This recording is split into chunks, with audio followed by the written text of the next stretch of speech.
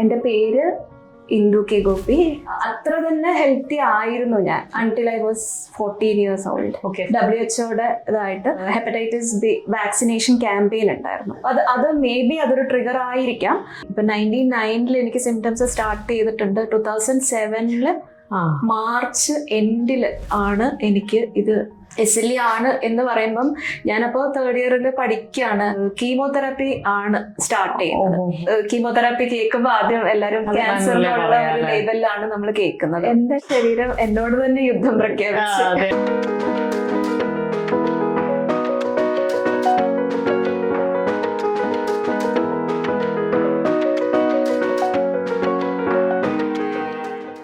അപ്പൊ ഈ കീമോ എന്ന് പറയുന്ന പ്രോസസ്സ് നമ്മൾ ഈ സിനിമയിലൊക്കെ കാണുന്ന ഫീൽ തന്നെയാണോ ഈ ഒരു IV പോലെ ഇങ്ങനെ ഒരു സാധനം അല്ലെ? അപ്പൊ അതിന്റെ റിയാക്ഷൻസ് ഒക്കെ മുടി പോക്ക് അതൊക്കെ സെയിം ആയിരുന്നു. ഓക്കെ. ഇത് എത്ര സെഷൻ പറഞ്ഞു? ഇത് 3 ഡോസ്, അതായത് 6 ഇതായിട്ടാണ് എൻ്റെ ഒരു കോഴ്സ് ഓഫ് കീമോതെറാപ്പി പോയത്. 6 സെഷൻസ്. അപ്പം 2 weeks കൂടുമ്പോൾ ഓരോ ഇത് വെച്ച്. അപ്പൊ ആ സമയത്ത് എനിക്ക് വീട്ടിൽ നിന്ന് കോളേജിൽ നിന്ന് ലീവ് എടുത്തു. ഡയഗ്നോസിസ് ഇതാണ്. അപ്പൊ ഓക്കെ, പറയാൻ പറ്റുമല്ലോ കോളേജിലല്ലേ എനിക്ക് ഇതാണ് അസുഖം, അപ്പൊ നിങ്ങള് കുറച്ച് നാളത്തേക്ക് എനിക്ക് റിലീഫ് വേണം. എന്റെ സഫറിങ്സിന് ഒരു നെയിം കിട്ടാണ് അവിടെ. അപ്പൊ അതൊരു എനിക്ക് സ്റ്റാഫിനൊക്കെ ഇപ്പൊ കുറച്ചുകൂടെ മനസ്സിലാവില്ല കുട്ടിക്ക് ഇത്രയും ബുദ്ധിമുട്ട്. അപ്പൊ അതിനുശേഷം കീമോ സ്റ്റാർട്ട് ചെയ്യുന്നുണ്ട്. അതൊരു 4 ഡോസസ് വരെയും നോർമലി കുഴപ്പമില്ലാണ്ട് പോയി. അപ്പം 5th ഡോസിന്റെ തലേ നമ്മൾ യൂഷ്വലി പോകുന്നത് ആ കോഴ്സ് ഒരു 2-3 hours ഒരു പ്രൊസീജിയർ ആണ്. 3 to 4 hours എടുക്കും. അപ്പം അതൊരു സ്ലോ ആയിട്ട് IV പോലെ നമുക്ക് IV ക്യാൻഡിൽ ഇട്ടിട്ടാണ് ഈ ഇഞ്ചക്ഷൻ. കേറുമ്പോ എന്താണ് ഫീൽ? സാധാരണ നമ്മളിപ്പോ തണുപ്പ് ഇടുന്ന പോലെ ഉള്ളു. അപ്പം അത് വോമിറ്റിംഗ് ഒക്കെ ഉണ്ടായിരുന്നല്ലേ? ചെയ്ത ഉടനെയാണോ വോമിറ്റ് ചെയ്യുക? ഇല്ല, അത് എനിക്ക് വോമിറ്റിംഗ് സെൻസേഷനേ ഉണ്ടായിട്ടുള്ളൂ.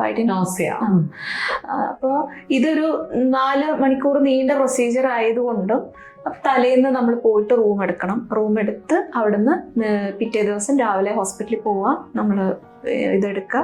അതിനുശേഷം അവർ നമ്മളെ അഡ്വൈസ് ചെയ്യും അന്നൊരു ദിവസം അവിടെ സ്റ്റേ ചെയ്യാൻ.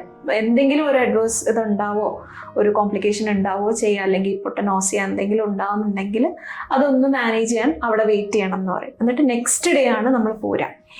അപ്പം ഈ ഒരു ഇതിങ്ങനെ നടക്കുന്നത്. അപ്പം 5th ഡോസിന്റെ തലേ ദിവസം ഞാൻ പോവാൻ വേണ്ടിയിട്ടുള്ളത്. അപ്പം എൻ്റെ ഒരു ക്ലോസ് ഫ്രണ്ട് ഉണ്ട്, ആളും കൂടെ വന്നിട്ടാണ് ഹോസ്പിറ്റലിലേക്ക് പോവാ. അപ്പം അത് തലേ ദിവസം എനിക്കൊരു ഹെഡേക്ക് വന്നത് എനിക്ക് ഓർമ്മയുണ്ട്. ഭയങ്കര ഒരു സിവിയർ, അത് ഓരോ സമയം കഴിയുന്തോറും അത് ഹെഡേക്ക് ഭയങ്കര ഒരു സഹിക്കാൻ പറ്റാത്ത പോലെ ഒരു തലവേദനയാണ് വരുന്നത്. അതിനുശേഷം പിന്നെ ഓക്കെ സാരമില്ല, നാളെ പോയിട്ട് ഇഞ്ചക്ഷന് ഇത് ചെയ്യുമ്പോഴത്തേക്കും ശരി ആയിക്കോളും എന്നുള്ളൊരു ഇതിൽ ഞാനും അന്ന് മെഡിസിൻ ടാബ്ലറ്റ് എടുത്തു. പാരസെറ്റമോൾ ആണെന്ന് തോന്നുന്നു, എന്തോ എടുത്തു. ഉറങ്ങാൻ കിടന്നത് എനിക്ക് ഓർമ്മയുണ്ട്. പിന്നെ കണ്ണുറന്ന് നോക്കുമ്പോൾ ഞാനൊരു വെൽ ഫേർണിഷ്ഡ് ആയിട്ടുള്ള കുറെ പേഷ്യൻസ് ഒക്കെ അവിടെ ഇവിടെ കിടക്കുന്ന ഒരു അടുത്ത് ഞാനിങ്ങനെ ഉണ്ട്. കണ്ണുറന്ന് നോക്കുമ്പോൾ ഞാൻ ഒരു ICUലാണ് ഞാൻ കിടക്കുന്നത്. അപ്പോൾ പിന്നെ പറഞ്ഞ് മനസ്സിലാവുന്നത് എനിക്ക് അന്ന് ആ തലവേദന എടുത്ത അന്ന് രാത്രി ഒരു 6 എപ്പിസോഡെങ്കിലും സീഷർ ഫിറ്റ്സ് വന്നിരുന്നു.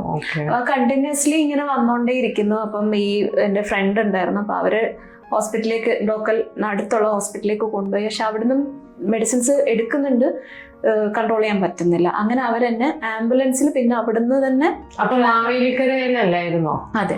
അവിടുന്ന് ട്രിവാൻഡ്രത്തേക്ക് ലോങ് ട്രിപ്പ് ആണല്ലോ അല്ലേ? ഇതൊന്നും ഓർമ്മയില്ല, ട്രിപ്പൊന്നും ഓർമ്മയില്ല.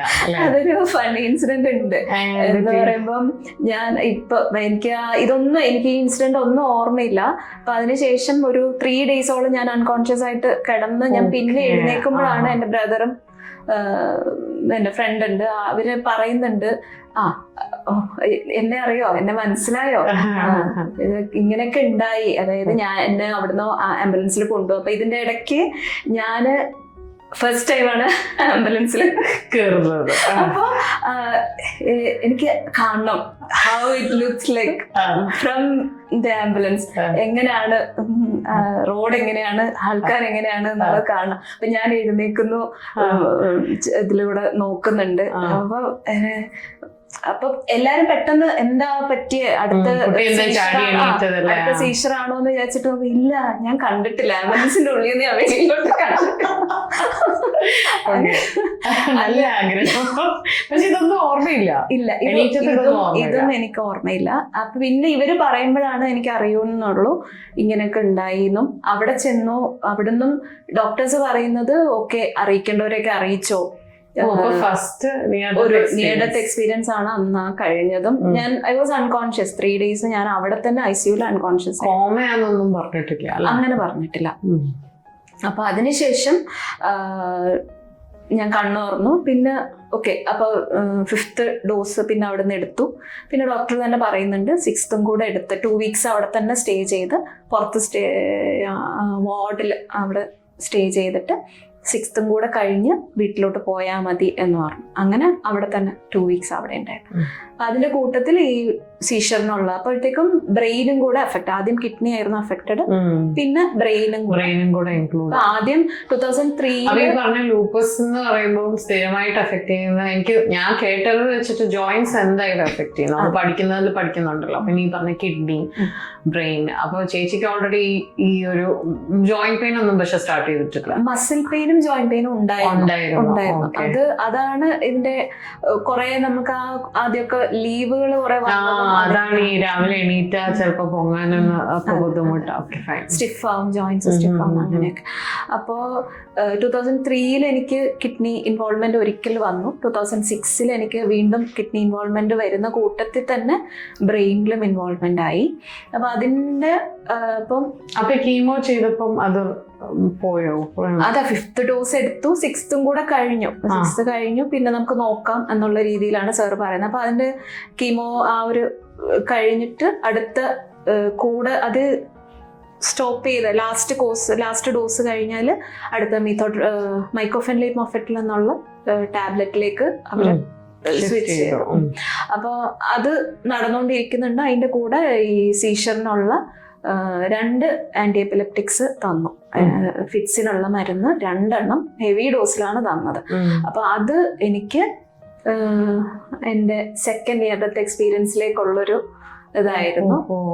അപ്പം അതൊരു എനിക്ക് തോന്നുന്നു 2-3 weeks ആയപ്പോഴത്തേക്കും എനിക്ക് അലർജി ഭയങ്കര, സ്കിന്നിലാണ് റാഷസ്. രാത്രി എഴുന്നേറ്റിരുന്നിട്ട് ഞാൻ ഫുള്ള് എന്താ പറയാ, നീര് കൊണ്ട പോലെ ഇച്ചിങ്ങും ആയിട്ട്, ചുണ്ടൊക്കെ രാവിലെ നിൽക്കുമ്പോൾ ഇങ്ങനെ തടിച്ച് ഇതുണ്ടാവും. പിന്നെ കൈയുടെ ഈ ഷോൾഡേഴ്സ് അലർജിക് റിയാക്ഷൻ ആയിട്ടാണ്. അപ്പം ഡോക്ടറെ വിളിക്കുന്നുണ്ട്. ഡോക്ടർ പറഞ്ഞു ഇല്ല, അത് ഇതായിരിക്കും, നമ്മള് ഹൈവ്സ് പറയും, അങ്ങനെയാണ് വന്നുകൊണ്ടിരുന്നത്. അപ്പം അത് ഡോക്ടറെ വിളിച്ചു. ഡോക്ടർ പറഞ്ഞു ഇല്ല, സെട്രസിൻ കഴിച്ചു നോക്ക്, 2 ദിവസം നോക്കുക, കുറയുന്നില്ല. അപ്പൊ സാറ് വിളിച്ചു. സാറ് പറഞ്ഞു, ട്രിവാൻഡ്രത്താണല്ലോ, ഞാൻ വീട്ടിൽ നിന്നാണ് വിളിക്കുന്നത്. അപ്പൊ സാറ് പറഞ്ഞു ഒന്ന് നിയറസ്റ്റ് ഡെർമറ്റോളജിസ്റ്റിനെ ഒന്ന് കാണിക്കാം. അപ്പൊ അവിടെ ചെന്ന് ഡോക്ടറാണ് പറയുന്നത് വേഗം തന്നെ അഡ്മിറ്റ് ആയിക്കോ, സ്റ്റീവൻ ജോൺസൺ സിൻഡ്രോം ആയിരിക്കാം എന്ന് പറഞ്ഞു. അലർജി ആണെന്ന് തോന്നുന്നു. ഈ മെഡിസിൻ എത്രയും പെട്ടെന്ന് സ്റ്റോപ്പ് ചെയ്യണം, ഈ ഫിറ്റ്സിനുള്ള മെഡിസിന് സ്റ്റോപ്പ് ചെയ്യണം, അല്ലെങ്കിൽ വേറൊരു ഇതിലേക്ക് ഓൾട്ടർനേറ്റ് ഇതിലേക്ക് മാറണം. സ്റ്റീവൻ ജോൺസൺസ് പറയുമ്പം ഒരു അഡ്വേഴ്സ് ഡ്രഗ് റിയാക്ഷൻ ആണ് എന്ന് പറയുമ്പം നമുക്ക് ഇപ്പം വളരെ റെയറാണ്, ഒരു 1 in 10,000 മേ ബി ലാക്സോ. അതിന്റെ സിംറ്റം എന്തായിരുന്നു? അതെ, അത് നമുക്ക് സ്കിന്നിൽ അലർജി ആയിട്ടാണ് സ്റ്റീവൻ ജോൺസൺസ് പറയാം. അപ്പൊ അന്ന് അത്ര ഉണ്ടായിരുന്നുള്ളൂ. ഞാൻ ആദ്യം ഡെർമറ്റോളജിസ്റ്റിന്റെ അടുത്ത് ചെല്ലുമ്പോൾ അതൊരു 30% വരെ നമുക്ക് ബോഡിയിൽ ആ ഒരു ഇത് കാണിക്കുള്ളൂ, അലർജി അല്ലെങ്കിൽ റിയാക്ഷൻ. അപ്പൊ അതിന്റെ മുകളിലോട്ട് പോകുമ്പോൾ അതിന്റെ പേര് മാറും, ടോക്സിക് എപ്പിഡെർമൽ നെക്രോലൈസിസ്. അപ്പോ ഞാൻ അവിടെ ട്രിവാൻഡ്രം മെഡിക്കൽ കോളേജിലേക്ക് വീണ്ടും പോകുന്നു. ഒരു 1 month ഞാൻ അവിടെ.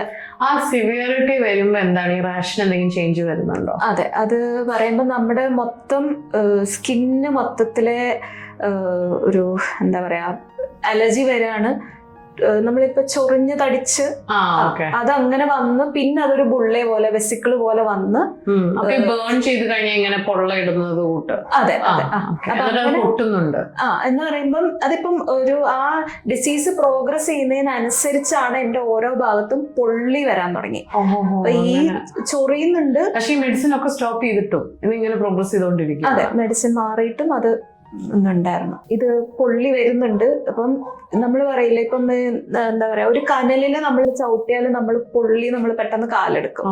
അതേ ഇത് നമ്മുടെ ദേഹം മൊത്തം കനലിങ്ങനെ വാരിയിട്ട പോലത്തെ അത് കുറച്ച് ഒരു ദിവസം ഫുള്ളായിട്ടും കയ്യിലായിരിക്കും ഉണ്ടാവുക, പിന്നീട് അത് മുഖത്തായിരിക്കും ഉണ്ടാവുക, ചിലപ്പോൾ വായുടെ ഉള്ളിലായിരിക്കും, ചിലപ്പോൾ അത് മ്യൂക്കസ് മെമ്പറൈനും അത് വായുടെ ഉള്ളിലും അതെ, എന്റെ ജനൈറ്റാലിയ അതെ, എല്ലാം ഇങ്ങനെ ഒരു പുള്ളി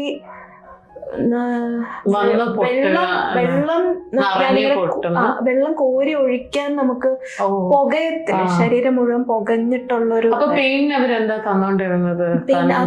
അതിനുശേഷം അവർ മെഡിസിൻ സ്റ്റാർട്ട് ചെയ്തു. പെയിൻ ഇവർ ഈ തന്ന മെഡിസിൻസ് ഒക്കെ ഏൽക്കുന്നുണ്ടായിരുന്നു, പെയിൻ കുറവുണ്ടായിരുന്നു. അതെ, അതിന്റെ കൂടെ ആന്റിബയോട്ടിക്സ് നമുക്ക് സെക്കൻഡറി ഇൻഫെക്ഷൻ വരാതിരിക്കാൻ, കാരണം ഈ സാധനമൊക്കെ പൊട്ടിക്കഴിഞ്ഞാലേ ഇതൊക്കെ. പിന്നെ സ്റ്റിറോയിഡ് എനിക്ക് തരുന്നുണ്ടായിരുന്നു. അത് ഭയങ്കര പെയിൻഫുൾ ആയിട്ടുള്ളൊരു ഇഞ്ചക്ഷൻ ആയിരുന്നു. അത് വരുമ്പോ തന്നെ എനിക്ക് പേടിയാ. എന്നിട്ട് ഇത് എടുക്കണോ അങ്ങനെ പറയും, പക്ഷെ എടുക്കാതിരുന്നാൽ ഞാൻ ഇല്ല എന്നുള്ളത് എനിക്കും അറിയാം. അപ്പം അങ്ങനെ ഒരു മാസം അപ്പം എന്താ പറയാ, കിടന്നിട്ട് എണീക്കുമ്പോ ആ ഷീറ്റ് ഒട്ടുന്നുണ്ട് ദേഹത്തൊട്ടി. പിന്നെ ആ ഷീറ്റ് ഇങ്ങനെ വലിച്ചെടുക്കുമ്പോ സ്കിൻ അങ്ങനെ ഇളകി ഇങ്ങനെ പോരുന്നുണ്ട്. അതൊരു 1 month നല്ല രീതിയിൽ ഞാൻ ബുദ്ധിമുട്ടായിരുന്നു. അപ്പോ ഡോക്ടർ പറഞ്ഞു വിസിറ്റേഴ്സ് ഒന്നും പാടില്ല, ഇൻഫെക്ഷൻസ് വരും, മിറർ നോക്കരുത്, കുട്ടീനെ കൊണ്ട് മിറർ നോക്കിപ്പിക്കുക.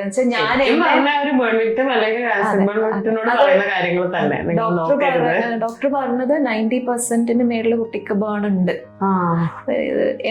അങ്ങോട്ടോ ഇങ്ങോട്ടോ നിങ്ങൾ ദൈവത്തെ വിളിക്കും, അങ്ങനെയാണ് ഡോക്ടർ അവസാനം. എക്സ്പീരിയൻസ് ആയി. ഞാൻ ചോദിക്കുന്നത് ചിലപ്പോ വായുടെ ഉള്ളിൽ എന്ന് പറഞ്ഞില്ലേ, മ്യൂക്കസ് മെമ്പറൈൻ എന്ന് പറഞ്ഞല്ലോ, അപ്പൊ ഫുഡൊക്കെ എങ്ങനെ കഴിക്കാൻ പറ്റുന്നുണ്ടായിരുന്നു? അത് എനിക്ക് ലിപ്സ് ഒക്കെ ശരിക്കും ഒരു ക്രസ്റ്റിംഗ് ആയിരുന്നു. എന്ന് വെച്ചാൽ ഇങ്ങനെ കട്ടിയായിട്ട് അതിന്റെ ഇടയിൽ കൂടെ വരെ ബ്ലഡ് ഇങ്ങനെ യൂസ് ചെയ്യുന്നുണ്ടായിരുന്നു. അപ്പം വായുടെ ഉള്ളിലേക്കൊക്കെ ഇത് വന്നു കഴിഞ്ഞപ്പോ പൊള്ളൽ തന്നെ നമുക്ക് പറയാം. പൊള്ളല് വന്നു കഴിഞ്ഞപ്പോ എനിക്ക് ഫുഡ് എടുക്കാൻ പറ്റുന്നുണ്ടായില്ല. അപ്പം മെഡിസിൻ അത്രയും ഇതായിട്ട് ആന്റിബയോട്ടിക്സ് 3 നേരം പോകുന്നുണ്ട്, സ്റ്റിറോയിഡ്സ് പോകുന്നുണ്ട്. അപ്പൊ അത് കാരണം അത്രയും നിർബന്ധിച്ചിട്ട് അവര് പറയുന്നുണ്ട് ഫുഡ് എന്തെങ്കിലും ചെന്നേ പറ്റും. അങ്ങനെ പിന്നെ എനിക്കുള്ള ഏക ഓപ്ഷൻ എന്ന് പറയുന്നത് പാല് കുടിക്കലായിരുന്നു. പാല് മാത്രം കുടിച്ചിട്ട് ഒരു 2-3 ദിവസം ഞാൻ സർവൈവ് ചെയ്തിട്ടുണ്ട്. അപ്പൊ ആ ഒരു ടൈമിൽ നമുക്കൊരു മോറൽ സപ്പോർട്ടിനോ ഒന്നിനോ ആർക്കും വരാനും പറ്റില്ല, കാരണം ഇൻഫെക്ഷൻ സാധ്യതയുള്ളതുകൊണ്ട്. ഇപ്പം മൊത്തം എത്ര ദിവസം അങ്ങനെ വന്നു? 1 month, ഒരു 28 days ഇതെങ്ങനെ അനുഭവിച്ചു? അപ്പൊ ഏതൊക്കെ ടൈപ്പ് എക്സ്പേർട്സ് ഇൻവോൾവ് ആയിരുന്നു? ഇപ്പൊ വന്ന ഡോക്ടേഴ്സ് ആണെങ്കിലും ഇപ്പം നെഫ്രോളജി എന്തായാലും ഇൻവോൾവ് ആയിരിക്കുമല്ലോ. പിന്നെ ന്യൂറോ ഉണ്ടായിരുന്നു, കാരണം എന്റെ സീഷർ കാരണമാണ് ഈ ADR വന്നു. അതുകൊണ്ടാണ് എനിക്ക് ഈ മെഡിസിൻസ് എടുത്തതും മെഡിസിൻസിന്റെ ADR വന്നത്. അപ്പൊ അത് ന്യൂറോയും വരുന്നുണ്ടായി. പിന്നെ എന്തെങ്കിലും അതിന്റെ CNS സെറിബ്രൈറ്റിസിന്റെ എന്തെങ്കിലും പിന്നീടുണ്ടോ എന്നുള്ളതും അവർക്ക് അറിയണമായിരുന്നു. പിന്നെ മെഡിസിൻസിൻ്റെതും അവർക്ക് അറിയണമായിരുന്നു. അപ്പം അതും കറക്റ്റ് അവർ ഫോളോ അപ്പ് ഉണ്ടായിരുന്നു. ഡെർമറ്റോളജിസ്റ്റ് കൃത്യമായിട്ട് എല്ലാ ദിവസവും ഒഫ്താലും, കാരണം ഇത് ടെൻസ് പറയുമ്പോഴത്തേക്ക് നമുക്ക് കണ്ണിൽ വരെയും കാഴ്ച വരെ നഷ്ടപ്പെടുന്ന രീതിയിലും, കാഴ്ച എന്നുള്ളത് നമ്മൾ പറയുമ്പോൾ നമുക്കതൊരു തീരെ ഇതായിട്ട്, പക്ഷെ ശരിക്കും പറഞ്ഞാൽ ഇതൊരു ഫേറ്റലാണ്. നമ്മൾ ടെൻസ് വന്ന ഒരാള് സർവൈവ് ചെയ്യല്, അതും 90% മുകളിൽ ബേൺ ഉള്ള ഒരാള് സർവൈവ് ചെയ്യാന്ന് പറയുന്നത് മിറക്കിളാണ്. 30 days. അപ്പം എനിക്ക് ഒന്ന് എഴുന്നേക്കണമെങ്കിൽ ഇപ്പൊ എന്റെ സ്കിന്ന് ഫുൾ ഇങ്ങനെ പീൽ ഓഫ് ചെയ്ത് പോയിട്ട് പീൽ ഓഫ് ചെയ്ത് പോയത് കാരണം എനിക്കൊന്ന് എഴുന്നേക്കണമെങ്കിൽ, ആരും എന്നെ പിടിക്കണമെങ്കിൽ എവിടെ പിടിക്കും, എന്റെ ശരീരത്തിൽ എങ്ങും പിടിക്കാൻ പോലെ സ്ഥലമില്ല. അപ്പൊ ഞാൻ തന്നെ ബെഡിൽ നിന്ന് എഴുന്നേക്കാന്ന് പറയുന്നത് ഒരു ബുദ്ധിമുട്ടായിരുന്നു. ഒരു വലിയൊരു ലോങ് പ്രോസസ് ആയിരുന്നു. അപ്പം എവിടെങ്കിലും ഒന്ന് തൊട്ട് നോക്കും, വേദനയുണ്ടോ, കൈമുട്ട് ആദ്യം കുത്തി നോക്കും വേദനയുണ്ടോ, ഒന്ന് വാഷ്റൂമിൽ പോകണമെങ്കിൽ എൻ്റെ അവസ്ഥ അതായിരുന്നു. എഴുന്നേക്ക പോവാ, കൈ കുത്തി. പാരൻസ് ഉണ്ട്, അച്ഛൻ ആ സമയത്ത് ലീവിന് വന്നിട്ടുണ്ടായി. അപ്പൊ അച്ഛനും നോക്കി നിൽക്കാനേ പറ്റുന്നുള്ളൂ. അമ്മയ്ക്കാണേലും ആർക്കും അതൊരു എനിക്കത് അത്രയും എനിക്ക് കേട്ടിട്ട് തന്നെ സഹിക്കുന്നില്ല. അപ്പൊ പിന്നെ പറയുന്ന ആളുടെ അവസ്ഥ എനിക്ക് ആലോചിക്കാൻ പോലും വയ്യ. അല്ല, എന്നിട്ട് ഈ ഒരു സ്റ്റേജ് കടന്നു പോയപ്പം എന്തായാലും ഒരു അമ്മയ്ക്ക് എന്തായാലും പറഞ്ഞ് സപ്പോർട്ട് ചെയ്യാൻ കഴിഞ്ഞിട്ടുണ്ടോ? കാരണം മെന്റലി സത്യം പറഞ്ഞ ആ സമയത്ത് നമ്മളൊരു റെഡി ആവൂലല്ലോ. എന്ത് പറഞ്ഞു, അവരുടെ പ്രസൻസ് ഒരു സപ്പോർട്ടായിരുന്നു. രണ്ടുപേരും വന്നിരുന്നു. രണ്ടുപേരും അല്ല, അച്ഛൻ വെക്കേഷൻ ആയതിന്റെ അച്ഛൻ്റെ ലീവിന്റെ സമയമായിരുന്നു ഇത് വന്നത്. അപ്പൊ അത് കാരണം അച്ഛൻ വന്നു ഇടയ്ക്ക് കുറച്ച് ദിവസം വരും, വീട്ടിൽ റൂമിൽ ഉണ്ടാവും, പിന്നെ തിരിച്ചു പോവും, അങ്ങനെയായിരുന്നു. അപ്പം പക്ഷെ എനിക്കൊരു സപ്പോർട്ട് അല്ലെങ്കിൽ എനിക്കൊരു സ്ട്രെങ്ത് തരുന്നു അങ്ങനെ രീതിയിലല്ല. എൻ്റെ ആവശ്യങ്ങൾ നടക്കുന്നുണ്ട്. എനിക്കൊന്ന് വാഷ്റൂം പോകണം, അല്ലെങ്കിൽ മെഡിസിൻ വാങ്ങണം, അല്ലെങ്കിൽ എനിക്ക് ആ സമയത്ത് എനിക്ക് ജിലേബി സ്വീറ്റ്സ് കഴിക്കാൻ ഇഷ്ടമായിരുന്നു. അപ്പം എനിക്ക് കഴിക്കാൻ തോന്നുന്നുണ്ട്. ഇപ്പം സ്റ്റിറോയിഡ്സ് അങ്ങനെ പോകുന്നുണ്ട്, വിശപ്പ് അധികമായിരുന്നു. അപ്പോൾ ഫുഡ് ഇടയ്ക്ക് ഇപ്പം ആ ഫുഡ് കഴിക്കാൻ പറ്റുന്ന സമയങ്ങളിൽ സ്വീറ്റ്സ് എന്തെങ്കിലും വാങ്ങുക, കഴിക്കുക, അങ്ങനെയുള്ള കാര്യങ്ങൾ നടക്കുന്നുണ്ടായിരുന്നു.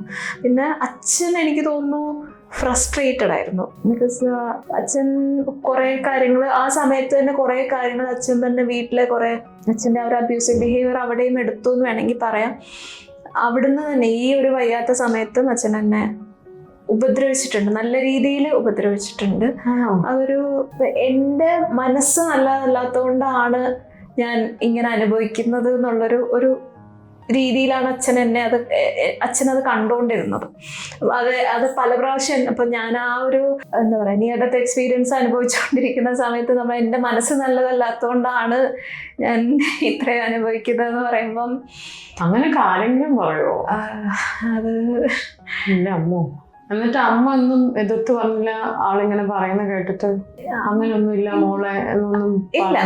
നിങ്ങൾ എന്താ ഇങ്ങനെ, അതല്ലാതെ എനിക്കറിയില്ല. ഞാൻ ഇമോഷൻസ് അല്ലെങ്കിൽ സ്നേഹം അല്ലെങ്കിൽ എന്താ പറയാ അക്സെപ്റ്റൻസ് എനിക്ക് പാരൻസിന്റെ അടുത്തൊന്നും എനിക്ക് അല്ല. ഒന്നാമത് ചിലപ്പോ ഇപ്പോ നമ്മള് പറയാനൊരു സുഖമില്ല, പക്ഷെ എന്തായാലും അതൊക്കെയാണല്ലോ ഈ പാരൻസിന്റെ തലയിൽ. ചിലപ്പോ കുട്ടി മൊത്തത്തിൽ ഡിസ്ഫിഗേർഡ് ആയി, ഇനി കല്യാണം കഴിക്കാൻ ആരെങ്കിലും വരുമോ? എനിക്ക് തോന്നുന്നു ആ ഒരു കാഴ്ചപ്പാട് അവരുടെ ഉള്ളിൽ ഫ്രസ്ട്രേഷനും കാര്യങ്ങളും ഒക്കെ ഉണ്ടാവുമായിരിക്കും. പക്ഷെ എന്നാലും ഇങ്ങനെ കിടക്കുന്ന ഒരാളുടെ അടുത്ത് ഈ പറയുന്നത് അല്ല, അത് ശരിക്കും പറഞ്ഞാൽ ഇപ്പം രണ്ട് കൈയും എടുത്ത് എന്നെ ഇങ്ങനെ ഇവിടെ ഇങ്ങനെ അടിച്ചിട്ടുണ്ട്. അച്ഛന് ദേഷ്യം അങ്ങോട്ട് കൺട്രോൾ ചെയ്യാൻ പറ്റാണ്ട് എന്നിട്ട് ഇങ്ങനെ ഉച്ചിയിൽ ഇടിച്ചിട്ടുണ്ട്. ഈ ഒരു ഹോസ്പിറ്റലില് ഈ ഒരു 30 ഡേയ്സിന്റെ ഉള്ളിൽ നടന്ന പല ഇൻസിഡൻസ് ഒന്നാണ് അതൊക്കെ. അപ്പൊ എനിക്കത് പാരൻസ് പറയുമ്പം എനിക്കൊരിക്കലും എൻ്റെ സേഫ് സ്പേസ് ആയിരുന്നില്ല, എൻ്റെ വീടോ എൻ്റെ പാരൻസോ ഒന്നും. പക്ഷെ അടിക്കുമ്പോഴൊക്കെ അമ്മ ഇടപെടുന്നില്ല. അമ്മ പിടിച്ചു മാറ്റാൻ ശ്രമിക്കുമ്പോൾ അമ്മയ്ക്കും അതിൻ്റെ ഇത് കിട്ടുന്നുണ്ട്. അങ്ങനെ അപ്പോൾ എനിക്ക് മനസ്സിലായി, ഓക്കെ ഐ എം നിയറിങ്, ഞാൻ പോവാണ്, ഈ ലോകത്തുനിന്ന് ഞാൻ പോവാണ് എന്നുള്ളൊരു സിറ്റുവേഷൻ എനിക്ക് മനസ്സിലായി. ഉള്ളിൽ ഹോപ്പ് എല്ലാം കൂടെ അങ്ങ് നശിച്ചു. അങ്ങനെയല്ല, ഹോപ്പ് നശിക്കുമല്ല, എൻ്റെ ബോഡി താങ്ങുന്നില്ലായിരുന്നു. പക്ഷെ മെന്റലും കൂടെ വരുമ്പോഴാണല്ലോ ഇത് സ്ട്രെസ് അധികമാവുക. കാരണം പാരന്റ്സിനും നമ്മളെ വേണ്ട, നമ്മളെ ആർക്കും വേണ്ട. ആ ഒരു വല്ലാത്തൊരു ഫീൽ ഉണ്ടായില്ലേ ഒരു സമയത്ത്. നമുക്ക് വേണ്ടി സംസാരിക്കാൻ ഒരാൾ വന്നില്ല മുന്നോട്ട്. എനിക്ക് അതാണ് സഹിക്കാൻ പറ്റാതെ ഇപ്പൊ കഥ കേട്ടിട്ട്. ഇതിൻ്റെ ഒരു എക്സ്ട്രീം എനിക്ക് മനസ്സിലായി. ഇപ്പം എനിക്ക് ഉറങ്ങാൻ തോന്നുന്നുണ്ട്. ഞാൻ ആ ഒരു സിറ്റുവേഷൻ, എനിക്ക് ആ ഒരു നിയർ ഡെത്ത് എക്സ്പീരിയൻസ് ഇങ്ങനെ പറയാം. ഇപ്പം എൻ്റെ ഓർമ്മയിൽ ഞാൻ ഇങ്ങനെയാണ് എനിക്കിപ്പോൾ ഓർക്കുന്നത്. അതായത് ഞാൻ ഉറങ്ങാൻ പോവാണ്, ഉറങ്ങുമ്പോൾ അമ്മ കാരണം ഭയങ്കര എക്സ്ട്രീംലി നീറ്റായിട്ട് സൂക്ഷിക്കണം, റൂം ഒട്ടും ഇതുണ്ടാവാൻ പാടില്ല. അതുകൊണ്ട് തന്നെ വിസിറ്റേഴ്സ് ഒന്നും അങ്ങനെ പറയുമ്പം എൻ്റെ ഡ്രസ്സൊക്കെ കൃത്യമായിട്ട് അമ്മ തന്നെയായിരുന്നു അത് വാഷ് ചെയ്തിടുന്നതുമല്ല. അപ്പം അതിൻ്റെ തിരക്കിലാണ് അമ്മ. അപ്പം ഞാൻ കാണുന്നുണ്ട് അമ്മ ഡ്രസ്സ് വാഷ് ചെയ്യുന്നതും വിരിക്കാൻ പോകുന്നതൊക്കെ കാണുന്നുണ്ട്. അച്ഛനടുത്ത് അവിടെ ഉണ്ട്. He was never bothered what is happening. അപ്പം എനിക്ക് അച്ഛനോടൊന്നും പറയാൻ തോന്നുന്നില്ല. എനിക്ക് ഒരു സമയത്ത് എനിക്ക് തോന്നി അമ്മ അടുത്ത് വിളിച്ചിട്ട് അമ്മ ഞാൻ പോവാം.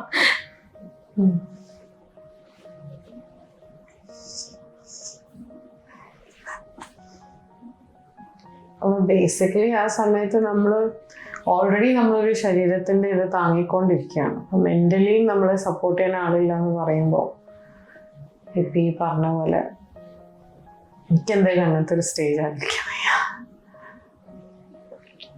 അപ്പൊ ചേച്ചിക്ക് ആ സമയത്ത് ശരിക്കും പറഞ്ഞാൽ നമ്മള് സൂയിസൈഡ് അല്ല, പക്ഷെ ഒരു ഗിവ് അപ്പ് ചെയ്യുന്ന എല്ലാം ഞാൻ അങ്ങോട്ട് തീരുവാണ് ഇവിടെ എന്നൊരു ഫീൽ അങ്ങോട്ട് വന്നു അല്ലേ.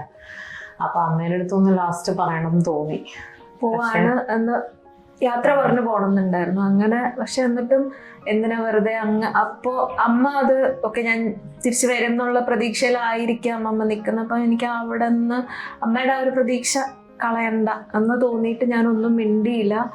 കണ്ണടഞ്ഞ് പോകുന്നത് ഫീൽ ചെയ്യുന്നുണ്ടായിരുന്നു. പിന്നെ എനിക്ക് തോന്നുന്നു ഞാൻ ഒരു ഉറക്കം എഴുന്നേറ്റ പോലെ ആയിരുന്നു. പിന്നെ ഗ്രാജുവലി ഞാൻ ഓക്കെ ആവാൻ തുടങ്ങി.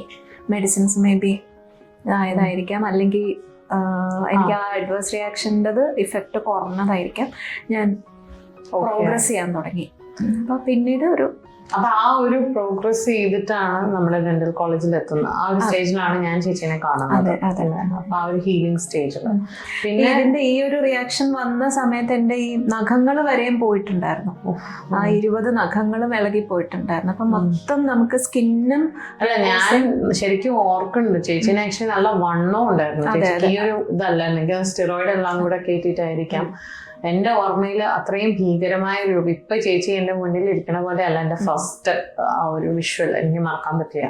അത് ശരിക്കും മുട്ടിന് മുകളിലോട്ടായിരുന്നു എന്റെ ഫുൾ ആ ഒരു ഇതുണ്ടായിരുന്നത്, ലീഷൻസ് എല്ലാം ഉണ്ടായിരുന്നത്. അപ്പൊ ശരിക്കും ഞാൻ തന്നെ എന്നെ പറ്റി നിർത്തി എന്നെ കത്തിച്ച പോലെയായിരുന്നു. ഒരു ഗോസ്റ്റിനെ കാണുന്ന പോലെയോ, നിർത്തി ഒരാള് തീ കത്തിച്ചാൽ എങ്ങനെയാണ് അങ്ങനെ കരിഞ്ഞ്. അപ്പോ ഈ ഒരു സ്റ്റേജില് എന്തായിരുന്നു മനോഭാവം? കാരണം ഞാൻ ഇത് പറയാൻ കാരണം എന്ന് വെച്ച് കഴിഞ്ഞാൽ, ഞാൻ പറഞ്ഞില്ല ഞാൻ ചേച്ചിനെ അഡ്മയർ ചെയ്തു എന്ന് പറഞ്ഞതിന്റെ ഒരു മെയിൻ റീസൺ എന്ന് വെച്ച് കഴിഞ്ഞാൽ ഇപ്പൊ ഈ അസുഖത്തെ കുറിച്ച് പഠിച്ചപ്പോഴും അത്രയും ഭീകരമായി ഇപ്പൊ ഞാൻ കാണുന്ന ഒരു സിറ്റുവേഷൻ, ആ സിറ്റുവേഷൻ കടന്നിട്ടും ഈ ഡെന്റിസ്ട്രിയുടെ ഈ ഒരു തിരക്ക് പിടിച്ച ഈ കോളേജിൽ ഇത്ര ടെൻഷൻ, നമ്മൾ സാധാരണ ഒരു കുഴപ്പമില്ലാത്ത നമുക്ക് തന്നെ സ്ട്രെസ് കാണുന്നില്ല. അപ്പോൾ എങ്ങനെ തോന്നി ചേച്ചിക്ക് ഇതിന് വരണം, എനിക്കിത് തീർക്കണം എന്ന ആ ഒരു അനുഭവം ഒറ്റയ്ക്ക് തോന്നിയതാണോ അതോ ആരെങ്കിലും സജസ്റ്റ് ചെയ്തതാണ് ഇതൊന്ന് തീർക്കാനുള്ള തുടങ്ങിയതാണെങ്കിൽ തീർക്കണം, അങ്ങനെ ആരെങ്കിലും പറഞ്ഞോ, സപ്പോർട്ട് ചെയ്തോ?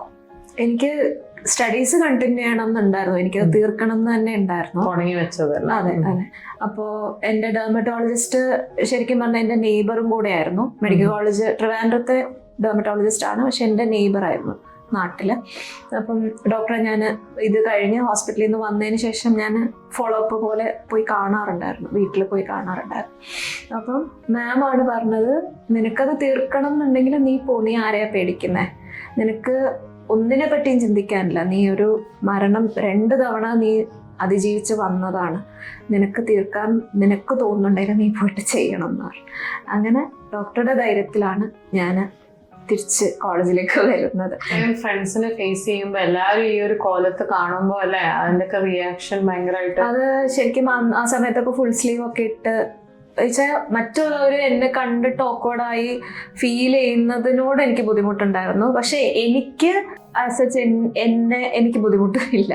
എന്നുവെച്ചാൽ ഞാൻ എങ്ങനെയാണോ എനിക്കതിന് പ്രശ്നമില്ല. പക്ഷെ മറ്റുള്ളവർ എന്നെ കാണുമ്പം അവർക്കത് ബുദ്ധിമുട്ടാവരുത് എന്നുള്ളത് കൊണ്ടല്ലേ, അവർക്കതൊരു നമ്മൾ പറയില്ലേ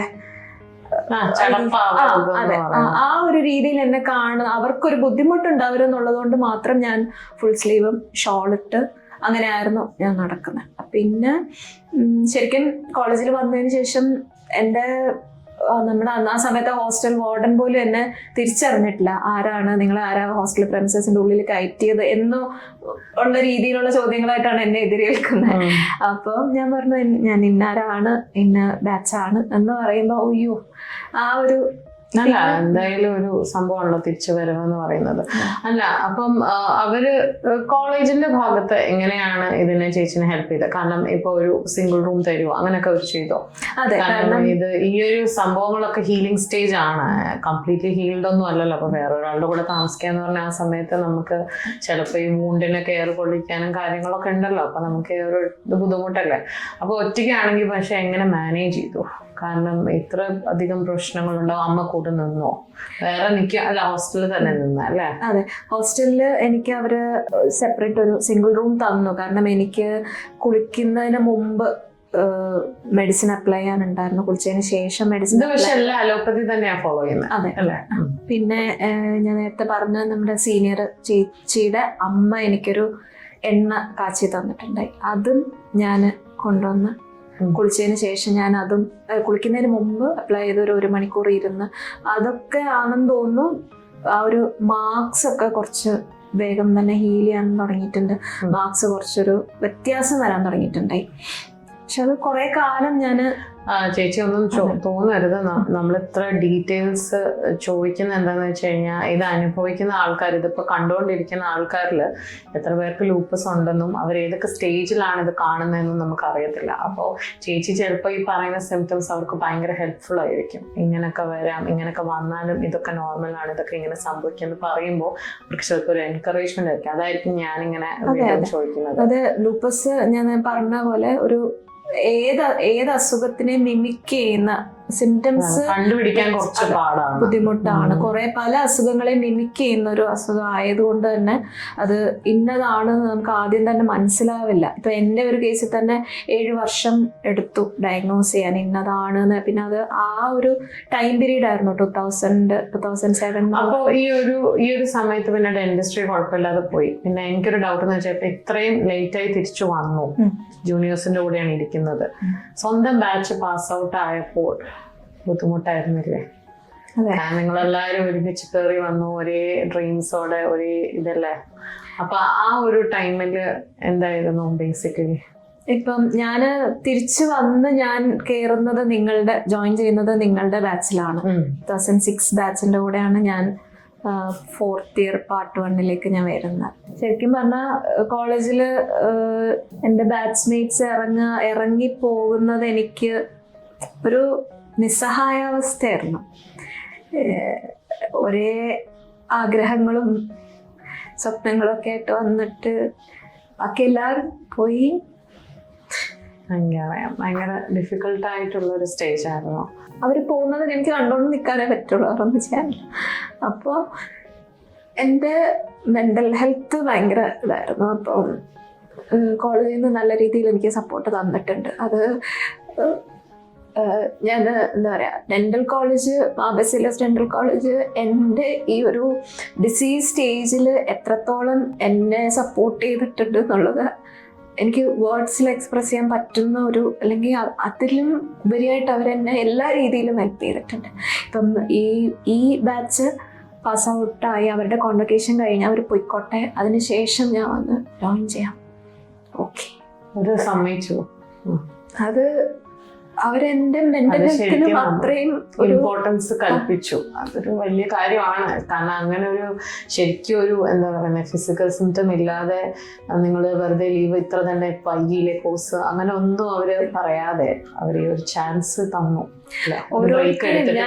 ഞാന് ഇപ്പം പറയുകയാണെങ്കിൽ ഓരോരുത്തരെയും എനിക്ക് പേരെടുത്ത് പറഞ്ഞ് എനിക്ക് താങ്ക്സ് പറയാനുണ്ടാവും. അത് അങ്ങനെ അല്ല, ഇതിപ്പം നമ്മളിപ്പോൾ ഏതൊരു എന്താ പറയുക എൻ്റെ ബാച്ചിൻ്റെ റീയൂണിയൻ ആണെങ്കിൽ പോലും നമ്മളെപ്പോഴും ഇന്ദു ചേച്ചി എന്നെ ഓർക്കാറുണ്ട്. അപ്പോൾ ഞാൻ പറയുന്നത് വെച്ച് കഴിഞ്ഞാൽ എനിക്ക് തോന്നുന്നത് ആ ഒരു ഫീല് MBDCയിലെ അറ്റ്ലീസ്റ്റ് ആ ഒരു കാലഘട്ടത്തിലുള്ള എല്ലാ ബാച്ചിലും എല്ലാ സ്റ്റുഡൻസിൻ്റെയും ഉള്ളിൽ ചേച്ചീനെ കുറിച്ച് എനിക്കൊന്നും അറിയാത്തതായിട്ട് ആരും ഉണ്ടാവില്ല. MBDC പഠിച്ചവരാണെങ്കിൽ അറിയുന്നുണ്ടാവും ചേച്ചീനെ കുറിച്ച്. അപ്പോൾ ആ ഒരു കാഴ്ചപ്പാട് എല്ലാവർക്കും തന്നെ ഉണ്ട്. ചേച്ചി ഭയങ്കര സോഫ്റ്റ് സ്പോക്കൺ ആയിരുന്നു. ആരുമായിട്ടൊരു എനിക്ക് തോന്നുന്നത് അങ്ങനത്തെ ഒരു അങ്ങനത്തെ ഒന്നും എനിക്ക് ഓർമ്മയില്ല. അങ്ങനെ ഒരു വലിയ ഒരു ജാടക്കാരിന്നോ അങ്ങനെ ഒരു കേസ് ഞാൻ കേട്ടിട്ടേ ഇല്ല. എല്ലാം ഭയങ്കര ഒരു സോഫ്റ്റ് ആയിരുന്നു. നമുക്ക് ആർക്കും അങ്ങനെ ഒരു കൂടെ കുറച്ച് മൂടിയായിട്ട് നമുക്ക് തോന്നിയിട്ടുണ്ടാവും. അത് പക്ഷെ എനിക്ക് മനസ്സിലാവും ഇത്രയും കാര്യങ്ങളൊക്കെ കടന്നു വന്നിട്ട് എന്നിട്ടും ഒരു സ്റ്റുഡൻ്റ് ആയിട്ട് തന്നെ ഇങ്ങനെ നിൽക്കും. അത് എനിക്കൊരു ഇൻസിഡന്റ് ഓർമ്മ വരുന്നത് നമ്മള് പ്രോസ്റ്റോ ഡിപ്പാർട്ട്മെന്റിൽ. അപ്പോൾ എൻ്റെ പേഷ്യന്റ് പോലും എനിക്ക് സപ്പോർട്ടീവ് ആയിരുന്നു. എനിക്കൊരു RPD റിമൂവബിൾ പാർഷ്യൽ ഡേഞ്ചറിന്റെ ഇതുണ്ടായിരുന്നു. എനിക്കൊന്ന് 3 ടൂത്ത് എന്തോ ആയിരുന്നു. അതായത് ഊരുന്ന ടൈപ്പ്. അതൊരു പ്രായമുള്ള ഒരു പേഷ്യന്റ് ആയിരുന്നു. എനിക്ക് ഞാൻ തിരിച്ചു വന്ന് ജോയിൻ ചെയ്യുന്നത് ഈ പ്രോസ്റ്റോയിലാണ്. അപ്പം ആ പേഷ്യന്റ് എന്നോട് പറയുന്നുണ്ട്, മോളെ പറ്റുമ്പോ ചെയ്താൽ മതി, ഹെൽത്ത് നോക്ക്, ഞാൻ എപ്പോഴാ മോൾക്ക് പറ്റുന്ന പറഞ്ഞാൽ മതി, ഞാൻ വരാം, അളവെടുക്കണം, എന്താ ചെയ്യണ്ടേ, ഞാൻ വരാം. അങ്ങനെ ആ ഒരു മാനുഷിക പരിഗണന ശരിക്കും പറഞ്ഞാൽ നമ്മളത് തീരെ വിചാരിക്കുന്നില്ല. പക്ഷെ ശരിക്കും പറഞ്ഞാൽ പേഷ്യൻസ് അത് തരും നമുക്ക്. ആ ഒരു എന്തായാലും അങ്ങനെ ഒരു കോളേജിന്റെ യാത്ര കഴിഞ്ഞു. നമ്മുടെ ബാച്ചിന്റെ കൂടെ ചേച്ചി ഗ്രാജുവേറ്റ് ചെയ്തു. അതൊക്കെ നല്ല ഓർമ്മയുണ്ട്. എനിക്ക് ഗ്രാജുവേറ്റ് ചെയ്യുന്നതിന് നമ്മുടെ ആ ഒരു ബുക്ക് എഴുതുമ്പോൾ ചേച്ചി ചോദിച്ച എന്നെ കൂട്ടുന്നില്ലേ ചോദിച്ചത് എനിക്ക് ഓർമ്മയുണ്ട്. എന്തായാലും അങ്ങനെയൊക്കെ ഒരു സംഭവം ഒക്കെ ഉണ്ടായി. അങ്ങനെ കോളേജ് കഴിഞ്ഞു. ചേച്ചി ബാക്കി എല്ലാവരും ഓരോരുടെ ലൈഫിലോട്ട് നീങ്ങി. ഒരു 10 years എടുത്തു. ഞാൻ BD 2003 ഞാൻ ജോയിൻ ചെയ്തു.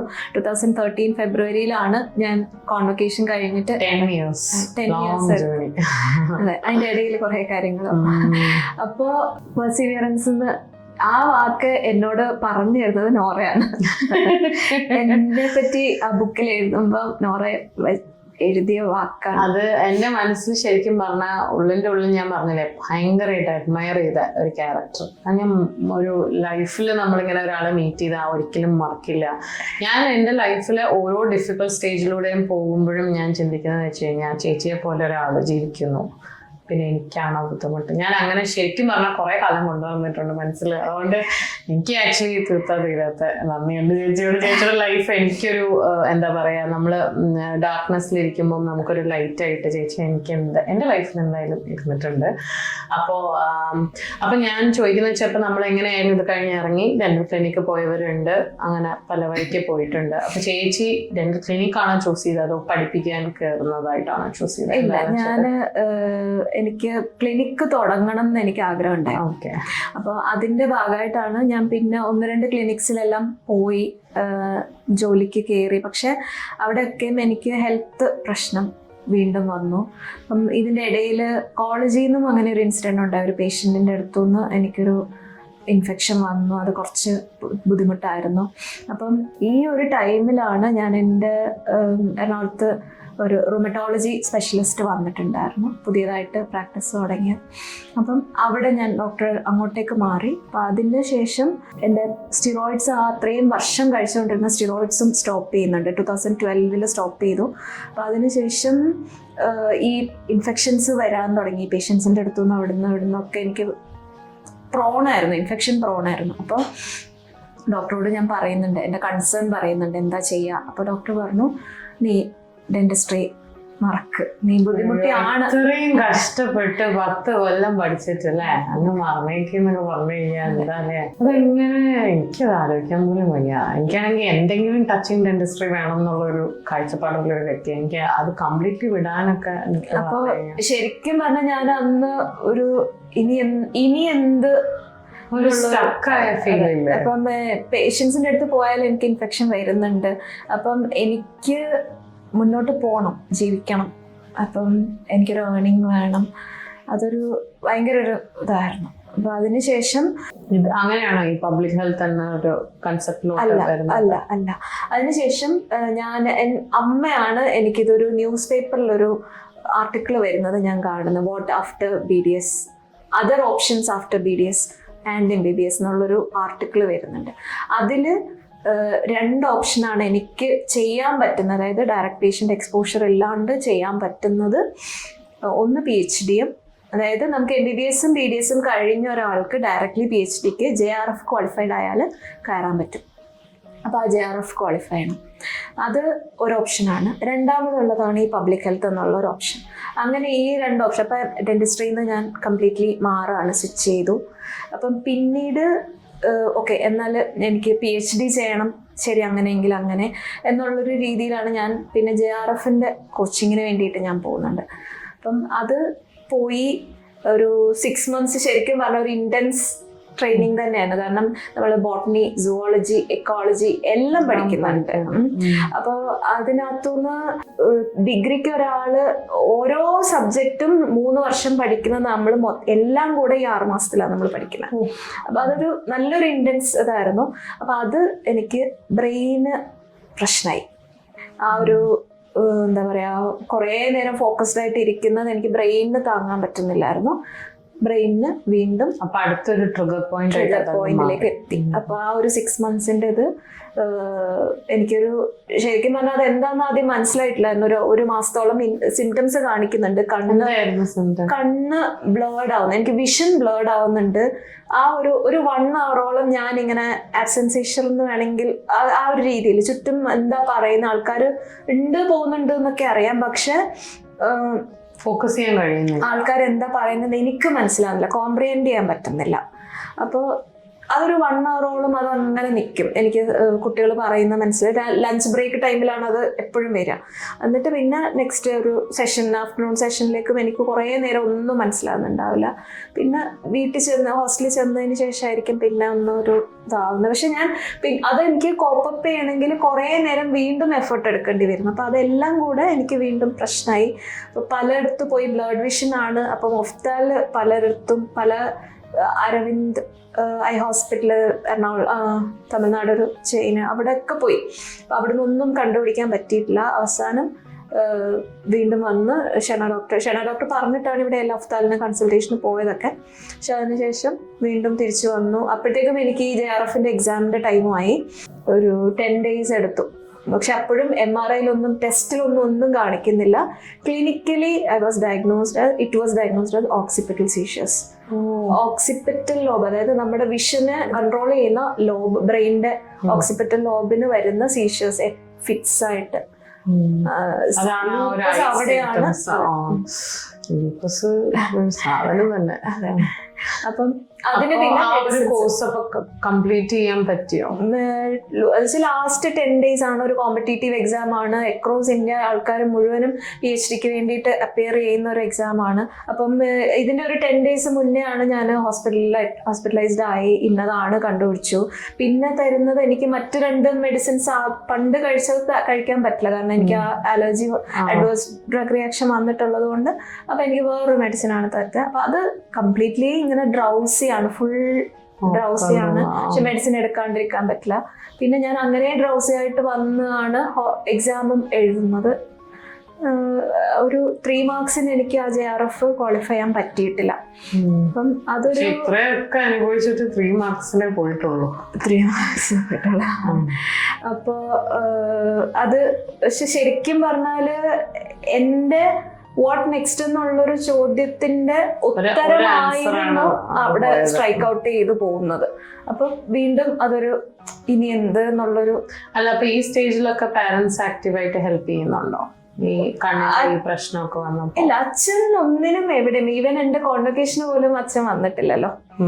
കോളേജിൽ ഡെന്റൽ കോളേജിൽ വന്നിട്ടില്ല. അപ്പം അച്ഛൻ അങ്ങനെ ആദ്യം മുതലേ ഒരു റെസ്പോൺസിബിലിറ്റിന്ന് മാറി നിൽക്കുന്നതാണോ ബോധേഡ് അല്ലാത്തതാണോ എനിക്കറിയില്ല. അതിപ്പോഴും ഈ ഒരു അസുഖത്തിന്റെ സമയത്തുള്ള ഹോസ്പിറ്റലൈസേഷൻസും കാര്യങ്ങളൊക്കെ കേട്ടിട്ട് നമുക്ക് ആദ്യം വരുന്ന ഒരു കാര്യം എന്ന് പറഞ്ഞാൽ ഫൈനാൻഷ്യൽ സ്ട്രെയിൻ ആണ് ഞാൻ ചോദിക്കുന്നത്. അപ്പൊ 2 പേരും ഗവൺമെന്റ് ആയിരുന്നല്ലോ. അപ്പൊ അതിൻ്റെതായ ഒരു ഇത് കിട്ടിയിരുന്നോ?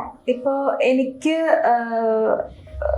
മെഡിസിൻസ് ഞാൻ മെഡിക്കൽ കോളേജിൽ നിന്നായിരുന്നു, അപ്പോൾ അത് എനിക്കങ്ങനെ മെഡിസിന് ഇത് വന്നിട്ടില്ല.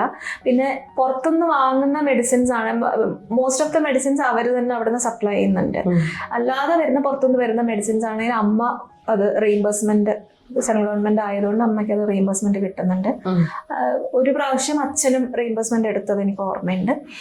അങ്ങനെ അത് കവറപ്പ് ചെയ്തു. അതൊക്കെ കൊണ്ട് കുറച്ചൊക്കെ ഫൈനാൻഷ്യലി എന്തായാലും ഗവൺമെന്റിന്റെ ഹെൽപ്പ് ഉണ്ട്. അതെ അതെ, റീഇംബേഴ്സ്മെന്റ് ജോലിയുടെ ഭാഗമായിട്ട് അവർക്ക് അവരുടെ ഡിപ്പെൻഡൻസിന് ട്രീറ്റ്മെന്റും കൂടെ കവർ ചെയ്യാൻ വേണ്ടി ബില്ല് സബ്മിറ്റ് ചെയ്താൽ റീഇംബേഴ്സ്മെന്റ് കിട്ടും. അങ്ങനെ ഈ ഒരു സ്റ്റേജിലും അവർ ആക്റ്റീവായിട്ട് ഹെൽപ്പ് ചെയ്യുന്നുണ്ടായിരുന്നു അല്ലേ? അതല്ലേ പറഞ്ഞു വരുന്നത് പാരന്റ്സ്? അതെ, ആദ്യത്തെ മെഡിസിൻസ് ഇനിഷ്യൽ ഇത് അവരെടുക്കും, പിന്നെ റീഇംബേഴ്സ്മെന്റ് കിട്ടുകയാണ് ചെയ്തുകൊണ്ടിരുന്നത്. പക്ഷെ കുറച്ചു കാലം കഴിഞ്ഞപ്പോൾ അതും ബുദ്ധിമുട്ട് എന്ന് പറഞ്ഞാല്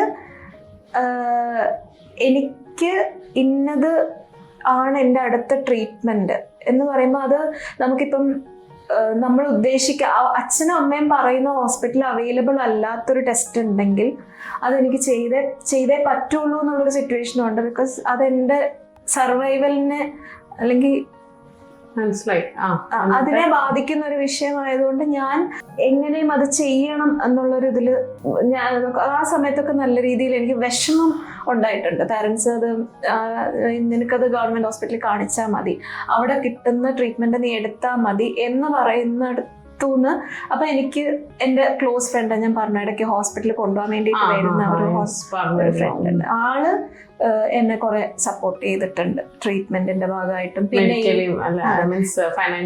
അതെ സപ്പോർട്ട് ചെയ്തു. ഈ JRFന്റെ ഇതിന് വേണ്ടിയിട്ടും ഫീസിനൊക്കെ വേണ്ടിയിട്ടെല്ലാം ആള് സപ്പോർട്ട് ചെയ്തിട്ടുണ്ട്. പാരന്റ്സിന് പറഞ്ഞ് എന്തോ അവൻ കൺവിൻസ് ചെയ്തു.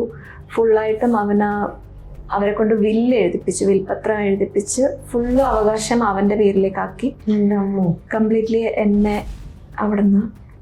അപ്പൊ നമ്മള് പാരന്റ്സിനെ പുറത്താക്കാതെ കേട്ടിട്ടുണ്ട്. അയ്യോ പെങ്ങളെന്ന് പറഞ്ഞാൽ അതും കല്യാണം കഴിക്കാത്ത പെങ്ങളെ പുറത്താക്കാന്ന് പറഞ്ഞു കഴിഞ്ഞാൽ ഞാനൊക്കെ ആദ്യമായിട്ടാണ് കേൾക്കുന്നത്.